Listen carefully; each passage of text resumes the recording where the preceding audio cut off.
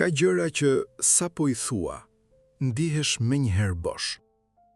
Jo sepse ishin të gabuara, por sepse dolën nga ti para se të ishin gati. Para se ti vetë ti kuptoje. Carl Jung e quante këtë njërin ndër gabimet më të holla të jetës njerëzore. Shprehjen e hershme të botës së brendshme. Jo sepse bota është armike, por sepse brendësia nuk është gati të dalë kur ne e shtym me forcë. Ka gjëra që, nëse thuen para kohe, ndryshojnë formë, humbasin fuqinë, bëhen diçka tjetër nga çishin. Dhe shumë prej nesh kanë humbur gjëra të rëndësishme pikërisht kështu, jo nga dikush që i shkatroi, por nga goja e vet, e hapur në çastin e gabuar. Ka momente kur fjala ngjitet në buzë, si guri në gryk të lumit. E ndjen peshën e saj. E ndjen se po del diçka nga thellësia jote, diçka që s'ka mbaruar së formuari, diçka që ende merr frymë në errësirë. Dhe pastaj e thua. Dhe pastaj, pas një arsye të qartë, ndihesh bosh. Jo i lënduar, jo i tradhtuar. Thjesht bosh. Si një enë që ishte plot pak çaste më parë, dhe tani e ke zbrazur pa e kuptuar. Sot do të flasim për 4 momente të jetës që nëse ekspozohen shumë herët, humbasin fuqinë e tyre, si diçka që nuk ka pasur ende kohë të formohet plotësisht. Dhe sa po del në dritë, fillon të zbehet.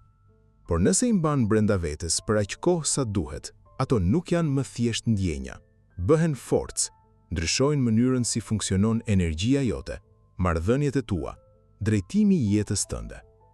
Dhe do të filloj me diçka që ndoshta po ndodh tani, tek ti, pa e ditur. Gjëja e parë, mos i trego planet dhe synimet e tua. Imagjino këtë skenë. Elsa, 28 vjeçe, arkitekte, po pi kafe me 2 shoqet e saj. Ajo ka marrë vendimin e jetës, do të lërë punën e sigurt dhe do të hap studion e saj. E ka menduar për muaj, ka bërë llogarit, ka parë modele, ndihet e sigurt për herë të parë pas vitesh.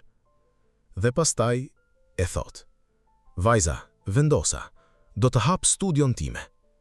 Shoqja e parë: "Oh, por tani, me këtë ekonomi?" Shoqja e dytë: "Ke pagë të mirë, pse ta rrezikosh?" Dhe Elsa, ajo Elsa që para 5 minutash kishte vendosur me gjithë shpirt, nisi të shpjegoj, të justifikoj, të mbrohej. Dhe diçka shumë delikate, doli nga trupi i saj si tymi nga dritarja e hapur. 3 muaj më vonë, ajo ishte ende në të njëjtën zyrë, me të njëjtën pagë, me të njëjtin plan, por tani ndjej i rënd, i vjetër, i largët. Çfarë ndodhi? Kjo nuk ishte rastësi. Jung besonte se kur e nxjerr diçka nga vetja shumë herët, nuk e ndan, e dobëzon. Ekziston një iluzion psikologjik tepër i zakonshëm, dhe shumica prej nesh bie në të pa e vënë re. E ke provuar me siguri. Kur ke ndarë një plan me dikë, kur ke treguar diçka që po merrte formë brenda teje, dhe menjëherë pasi e ke thënë, ke ndjerë si një lloj lehtësimi, sikur kisha bërë diçka. Por nuk ishe bërë asgjë, kishe vetëm folur. Jungu e shpjegonte me konceptin e libidos, jo në kuptimin freudian, por si energji themelore jetike, si lëvizja e brendshme që na nxjerr nga inercia dhe na shpije drejt bërjes. Kjo energji ka një natyrë delikate. Kur del jashtë me fjalë para se të ketë gjetur formën e vet, nuk kthehet. Pse? Sepse truri ynë, sipas studimeve të sodme të neuroshkencës, nuk bën dallim të madh ndërmjet të thënit dhe të bërit. Kur flet për një plan, aktivizohen zonat e njëjta shpërblyese sikur po e realizon. Trupi ndjen kënaqësinë e arritjes dhe kjo e zbraz shtytjen për të vepruar. Elsa nuk u bë e dobët atë mbrëmje. Truri i saj mori shpërblimin pa e paguar çmimin dhe sistemi ndaloi. Plani yt në fazat e hershme është si fara pa cip mbrojtëse. E butë, e brisht. Ka nevojë për errësirën e tokës, jo për dritën e syve të tjerëve. Mendo për planet si një burim. Kur nuk i shpenzon jashtë, rrjedhin brenda dhe aty ndërtojnë rrugën.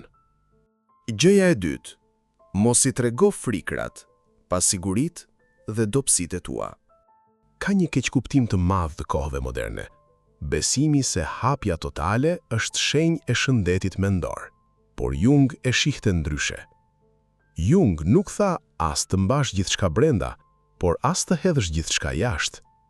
Ai tha diçka shumë më të saktë. Hija shërohet vetëm në mjedisin e duhur. Shërohet duke e dialoguar, duke u ulur me të, duke e kuptuar, brenda teje, ose me dikë që ka thellësinë e nevojshme ta mbaj. Çfarë është hija? Hija, sipas Jung, është ajo pjesë e personalitetit tënd që ke refuzuar ta shikosh. Ajo që ti i thua, nuk jam unë kjo. Frika e vjetër, turpi i fshehur, zëmërimi i papranueshëm. Dhe hija nuk shërohet duke e hedhur para syve të parit që e gjen. Sepse nëse ai person nuk ka punuar me hijet e veta, dhe shumica e njerëzve nuk kanë, atëherë ndodh diçka e tmerrshme. Ata projektojnë hijet e tyre mbi tënden. Kjo ndodh për shkak se kur i tregon frikën tënde dikujt që nuk ka thellësinë ta mbajë, ata nuk mund ta ndihmojnë, por as nuk mund ta lënë të qetë. Ata e ndihmojnë duke e interpretuar, duke e krahasuar, duke e shtuar. Jung gjithmonë nxiste që t'ulesh me frikën tënde para se ta ndaje atë. Ta shkruash, ta pyesësh çfarë po të thotë, sepse frika kurrë nuk vjen pa mesazh. Ata që kanë frikë nga braktisja, po mësojnë të qëndrojnë vetë. Ata që kanë frikë nga dështimi, po lirohen nga perfeksionizmi. Dhe kur e dëgjon vetë, askush tjetër nuk mund ta shtrembrojë. Por ka diçka tjetër, diçka që gati asnjë video psikologjike nuk e prek. Dhe kjo është gjëja e tretë, ajo që ndoshta po ndodh tek shumë prej jush pikërisht tani. Gjëja e tretë, mos fol për atë që po lëpas. Ka një moment shumë specifik në jetën e njeriut. Nuk ka zhurmë, nuk ka dramë, nuk ka lot. Thjesht ndjen se diçka ka mbaruar.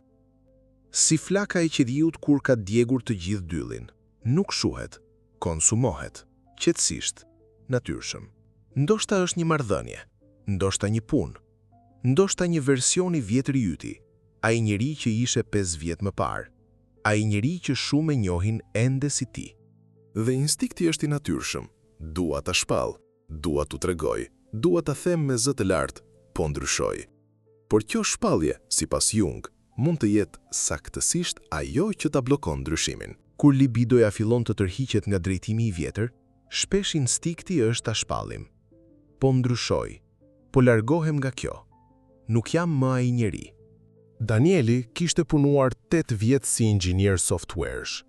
Kishte pagë të mirë, pozicion të stabilizuar, karrierë sipas të gjitha standardeve shoqërore.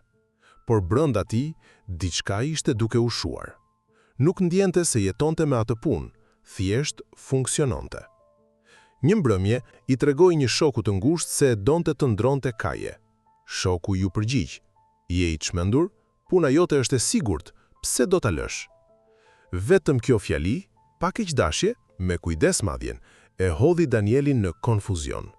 Vendosi të qëndronte edhe një vit, të provonte se nuk ishte i paqëndrueshëm. Rezultati, lodhje totale, ndalese plot, humbja e atij guximit të brendshëm që kishte ndjer atë mbrëmje.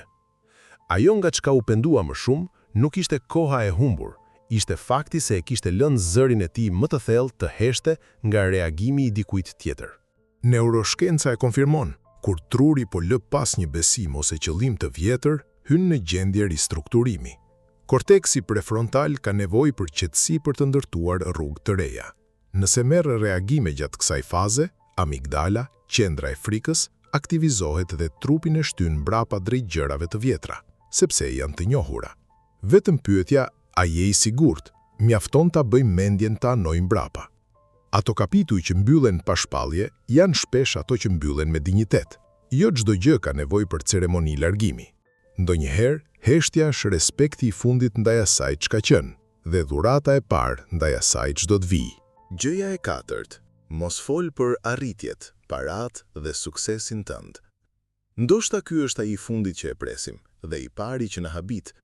Besojmë se gëzimi duhet ndarë, se suksesi duhet festuar, se rezultati është fryt që meriton dritën e diellit. Por Jung kishte një dallim të rëndësishëm.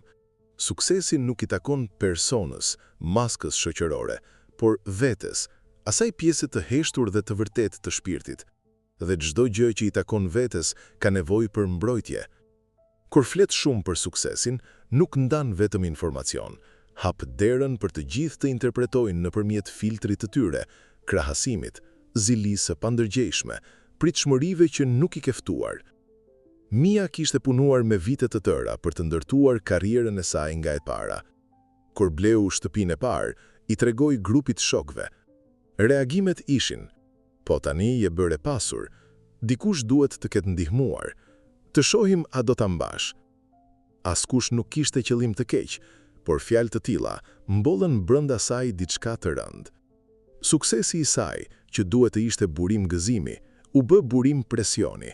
Ndjeu nevojën të vazhdonte të provonte, të mbante imazhin, të justifikohej. Një gëzim që duhet i takonte vetëm asaj, ishte bërë pronë publike, dhe me këtë kishte humbur diçka thelbësore prej tij. Suksesi i shprehur shumë shpejt është si flaka e vogël e bartur jashtë në erë. Para se të rritet, tundet nga krahasimi dhe zilia, por kur lihet të ndizet në hapësirë të mbyllur, të ngrohtë, të sigurt, nuk ka erë që mund ta shuaj. Dhe kjo është saktësisht ajo që Jung e quante kanosja e personës nga suksesi i shprehur shumë shpejt. Persona, maska sociale, është e brisht. Kur e lidhim me suksesin dhe e hedhim para botës, bëhemi sklev të imazhit. Çdo kompliment duhet ta ruaj. Çdo sy zilie duhet të provoj se e meritoj. Çdo dyshim duhet t'i përgjigjem. Dhe suksesi, që duhej të ishte i joti, bëhet i të gjithëve.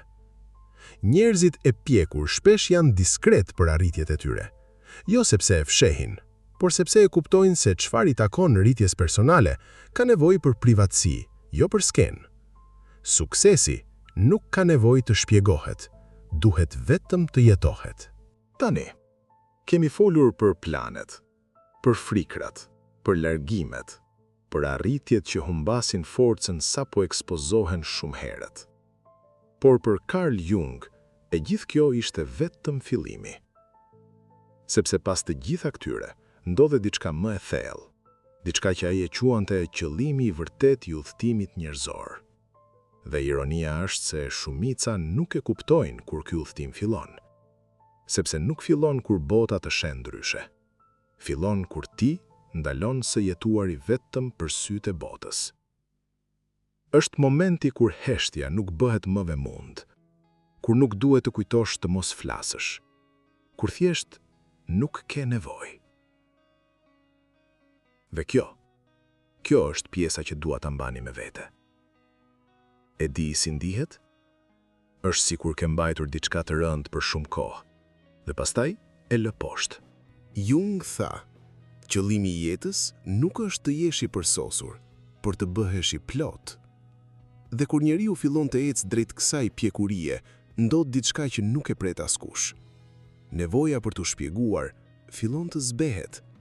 Nevoja për të kuptuar nga të tjerët fillon të zbehet.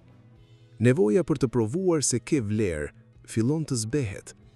Jo sepse nuk të intereson më bota, por sepse ke gjetur brenda vetes një bazë aq të qëndrueshme sa miratimi i të tjerëve nuk është më ajri yt. Është thjesht një gjë e mirë kur vjen dhe një gjë e parëndësishme nëse nuk vjen. Neuroshkenca e konfirmon nga një kënd tjetër. Kur njerëzit shkojnë përtej nevojës për miratim, truri kalon në gjendje më të rregulluar. Aktiviteti i amigdalës zvoglohet, korteksi prefrontal rritet, vendimet bëhen më të qarta, konflikti i brendshëm paksohet. Kjo është ai që Jung e quante integrim, harmonia ndërmjet të ndërgjegjshmes dhe të pandërgjegjshmes. Dhe në këtë gjendje, nuk flet për planet, sepse mendja është e fokusuar. Nuk flet për frikrat, sepse ke dialog me to brenda. Nuk flet për çfarë lë pas, sepse vazhdon pa bujë. Nuk flet për suksesin, sepse e jeton, nuk e provon. Nuk hesht sepse fsheh, hesht sepse je bëri plot. Mbarim. Fuqia nuk qëndron në atë çka thua. Kur kalon nëpër këtë udhtim, zbulon një të vërtet të thjesht. Forca nuk ka qenë kurrë në atë që thoje. Ka qenë gjithmonë në aftësinë për të dëgjuar veten, në një botë që kërkon pa ndërprerë zërin tënd. Heshtja, siç e pa Jung, nuk është mungesë zëri. Është gjendja e pjekurisë ku ke bazë aq të fortë sa reagimet dhe pritshmëritë e botës nuk të spostojnë dot. Duke mbajtur ato gjëra brenda vetes, nuk mbron vetëm energjinë, jep vetes mundësinë të rritesh sipas ritmit natyror të shpirtit tënd, pa nxitim, pa sken, pa u ndjekur nga sytë e jashtëm. Ky është lloji i pranisë që njerëzit e ndjejnë pa pasur nevojë ta shpjegosh. Dhe kjo, ndoshta është gjëja më e bukur që heshtja mund të japë, të sjell afër vetes tënde të vërtet, ngadalë, pa zhurmë, pa u humbur rrugë. Shumë shqiptare kanë parë këtë tek njerëzit e vjetër të fshatit.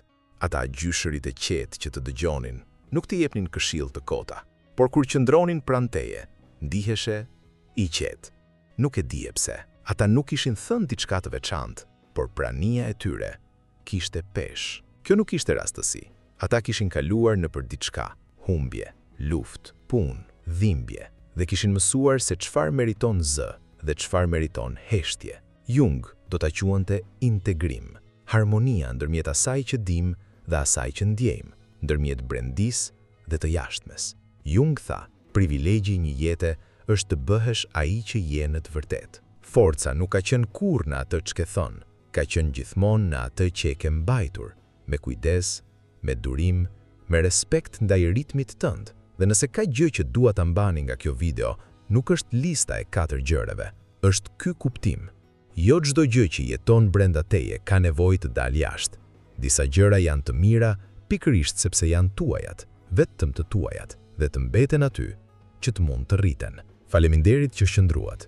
Nëse kjo video ndezi diçka brenda, jo zhurmë, por atë dritë të qetë, ndalini me dikë që mendoni se ka nevojë ta dëgjoj. Jo sepse kjo është gjëja e duhur ta bësh, por sepse disa gjëra të rralla meritojnë të ndahen.